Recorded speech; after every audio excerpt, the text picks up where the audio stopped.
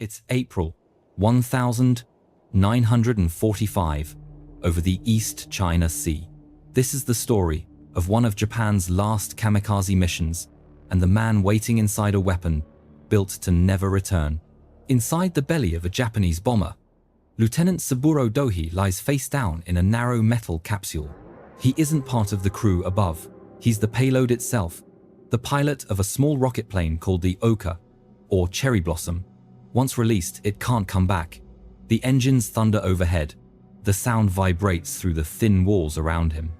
Every breath through his oxygen mask feels heavy, recycled. Sweat drips past his eyes as the bomber shakes under anti-aircraft fire. Outside, the sky flashes white and orange. He checks his instruments. Switch is armed. Target confirmed. Everything is ready except the release. Saburo taps his Morse key once. Ready to launch.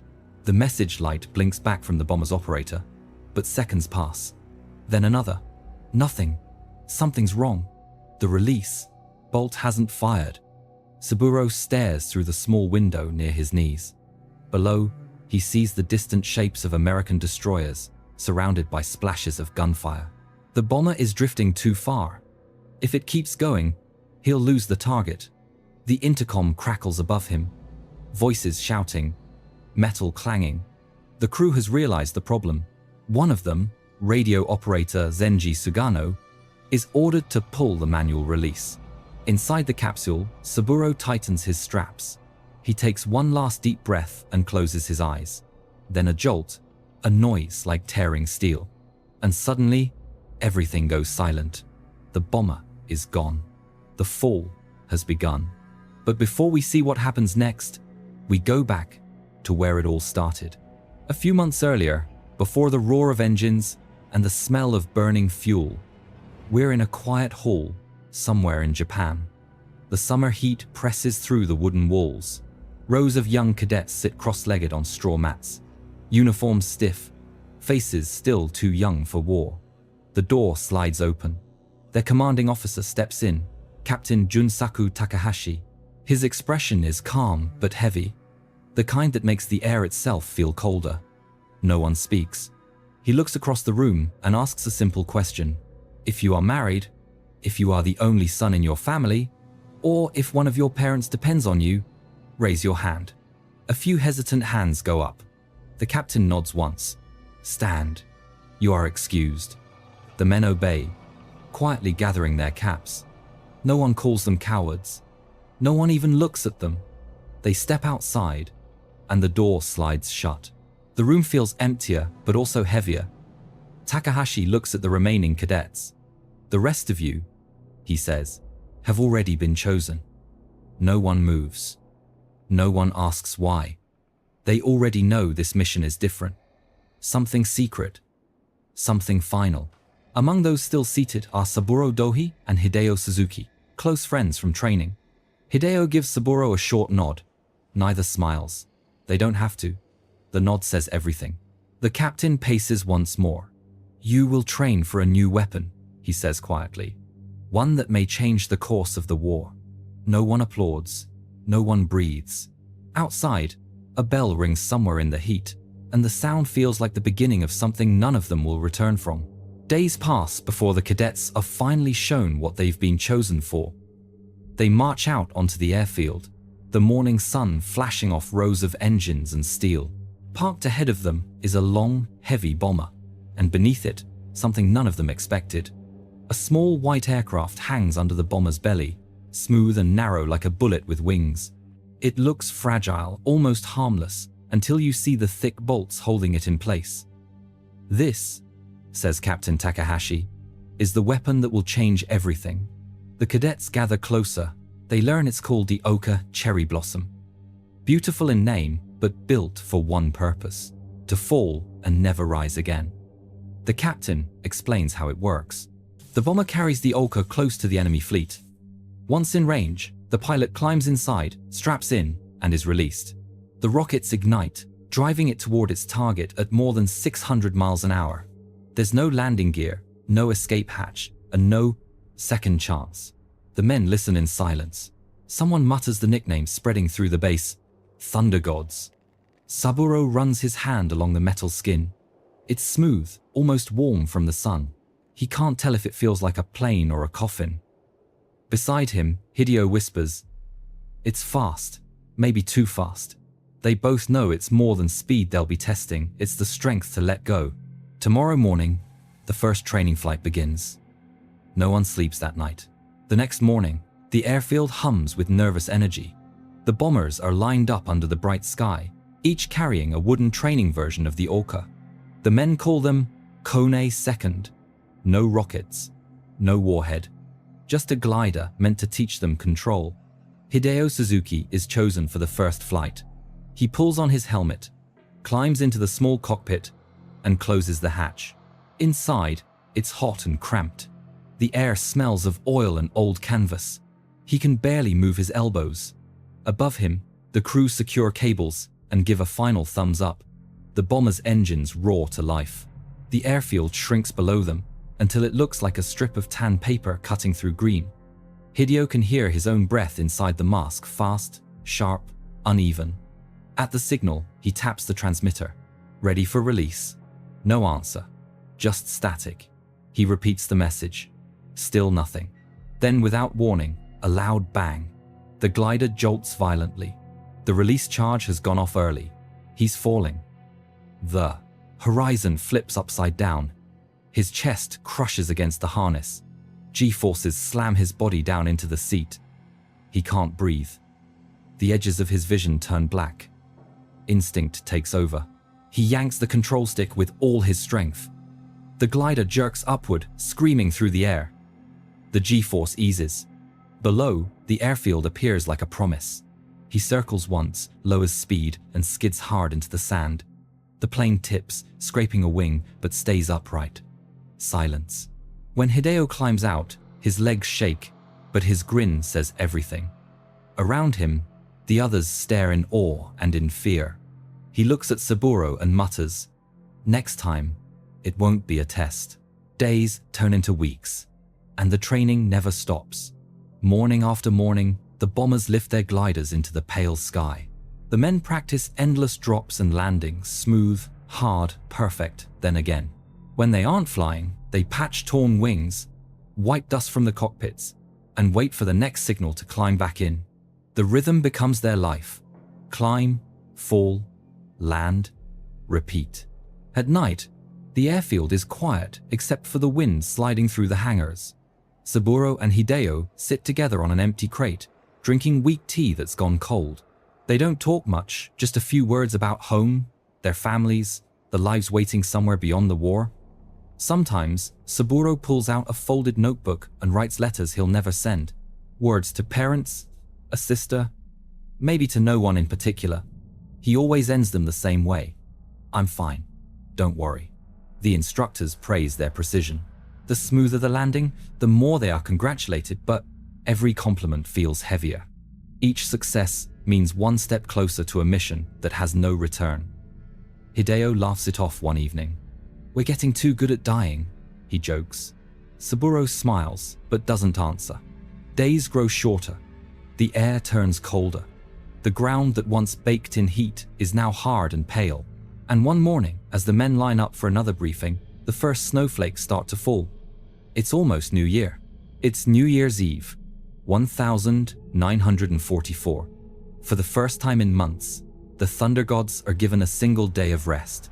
The airfield is quiet, the planes tied down, the tools put away. Snow still clings to the hills around the base, and the sky is a deep, cold blue. Before dawn, the pilots gather at the foot of Tornado Mountain. Their breath drifts in the freezing air as they climb the narrow path, boots crunching on the frost. None of them speaks much. There's a kind of peace in the silence, the kind that comes only when everyone already knows what lies ahead. From the summit, they can see the ocean spread out below, flat and endless. The temple bell begins to ring in the distance, slow, heavy strikes counting away the final moments of the year. Someone passes around small cups of warm sake. The men raise them high, eyes fixed on the horizon. When the first streak of gold breaks across the water, they shout together once, twice, 3 times. "Banzai!" The sound echoes, through the frozen air and disappears into the wind. They drink quietly after that. Some smile. Some look down. A few close their eyes. No one says what they're all thinking, that this sunrise is theirs, and there won't be another. Saburo looks toward the sun until it blurs in his eyes. Then he lowers the cup, still half full, and listens. Somewhere far away, faint but certain, comes the sound of engines. Orders are coming. Early April, 1945. The cold has passed, but the air still feels heavy. Every man on base knows something is coming. Before sunrise, Saburo and Hideo are called to the operations hut. Inside, the room is silent except for the ticking of a wall clock. Maps are pinned to the board. Circles drawn around the islands north of Okinawa. The commander stands behind a desk, hands clasped behind his back. The next operation, he says quietly, has been approved. He looks at both men. Dohi, you'll lead the mission. Suzuki, he adds after a pause, you'll remain in reserve. The words hang in the air. For a second, no one moves. Hideo blinks hard, hiding his disappointment behind a forced smile. Saburo nods once, calm as always. Outside, the wind whips across the runway. The bombers wait, their bellies open as mechanics work beneath them, bolting the small rocket planes in place. Each orca gleams in the sunlight, white, smooth, and final. The two friends stand beside one of them. Hideo looks up at the tiny cockpit and shakes his head. "It's smaller than I thought," he mutters. Saburo answers quietly, "It only needs to fit one." There isn't much left to say. They talk about small things, food, weather, a letter home. But both know this is goodbye. When they finally shake hands, neither lets go right away. Hideo forces a smile. "Fly well, my friend." Saburo returns it with a steady voice. "You'll follow soon enough." He looks toward the horizon, where the sea shimmers under the morning light. "The next time I see the sea," he says softly, "it'll be from the sky. We're back where it all began, high above the East China Sea." The bombers have reached the edge of the American fleet. Below, the ocean flashes with explosions. Anti-aircraft fire rises in steady bursts, black smoke curling through the clouds. Inside the lead bomber, everything shakes. The crew shout over the roar of the engines. Sweat drips down their faces as they fight to keep altitude. Beneath them, Saburo Dohi waits inside his Oka, calm but alert, hands steady on the controls. He sends his signal through the wire, ready to launch. For a moment, there's only static. Then a faint light blinks, confirmation received. He braces himself for the drop. 1 second passes. 2. Nothing. Saburo frowns, glancing toward the indicator. The release has failed. Above him, the pilot curses. The bomber can't stay here long. American fighters are already inbound. Through the smoke, one of the crewmen, Lieutenant Zenji Sugano, hears the commander's voice. "The mechanism's jammed. You'll have to pull it manually." Sugano freezes. He looks toward the floor where Saburo lies, waiting, invisible through the steel. He hesitates, his hand trembling above the lever. Then, with his eyes closed, he pulls. The bomber jerks upward. Saburo feels a sudden lurch, and the world drops away. For a second, there's silence, no noise, no motion, just falling. Then he presses the ignition switch. The rockets ignite with a deafening crack. The Oka leaps forward, streaking down through the clouds at impossible speed. Flames blur the edges of the sky. The crew above can only watch the white trail vanish into the sea haze. The roar of the thunder gods had begun. Far below, the American destroyer USS Manard El Abalay cuts through the waves, engines humming steady. The crew have been at battle stations all morning, scanning the skies for enemy planes. The air smells of fuel and salt, thick with tension. Then a lookout shouts from the bridge, "Object, low and fast, bearing 210. At first, no one believes him. The blip is too small, too quick. Then they see it, a white streak slicing across the waves, leaving a faint trail of smoke.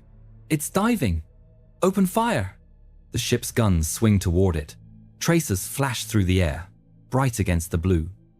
The Orca is already moving faster than their aim can catch. The men shout range calls, shells burst over the water, but the strange little craft doesn't even flinch. Inside, Saburo feels calmer than he's ever been. The cockpit rattles, the noise around him fading until only his heartbeat remains. He isn't afraid, not anymore. He sees the horizon ahead, the rising spray, and in his mind, the golden dawn over Tornado Mountain. He exhales slowly, then light fills everything. The Orca slams into the destroyer's side, and the world erupts. Steel bends like paper. The ship's midsection lifts, splits, and folds under its own weight. Men are thrown into fire and sea. Radios go dead. Above, the bomber crew see the flash through the smoke and whisper only one thing: he did it. If you value true stories like this, subscribe.